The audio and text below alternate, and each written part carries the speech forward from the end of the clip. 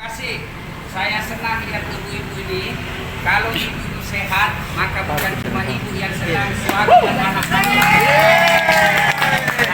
Yang kedua, meskipun beliau ini ibu-ibu ini sepeda olahraga tidak melanggar syar'i. Iya.